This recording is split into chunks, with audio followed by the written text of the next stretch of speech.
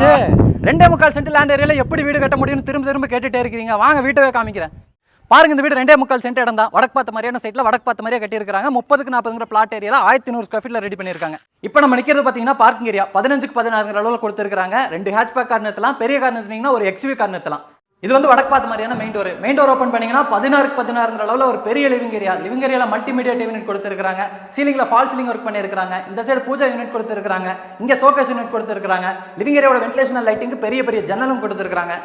அப்படியே லிவிங் ஏரியாக்கு பின்னாடி வந்தீங்கன்னா டைனிங் கம் கிச்சன் இல்லத்தரசிகளுக்கு பிடிச்ச மாதிரி கொடுத்திருக்காங்க. 10க்கு 16. இந்த சைடு நம்ம பார்க்கறது பாத்தீங்கன்னா கிச்சனுக்கான ஸ்பேஸ், பேஸ் யூனிட், வால் யூனிட்லாம் கொடுத்திருக்காங்க. சென்டர்ல ஒரு அழகான பார்ட்டிஷன் ஒர்க் பண்ணிருக்காங்க. இங்க நம்ம பார்க்கறது பாத்தீங்கன்னா டைனிங்கான ஸ்பேஸ், இங்க டால் யூனிட், லாஃப்ட் யூனிட் கொடுத்திருக்காங்க.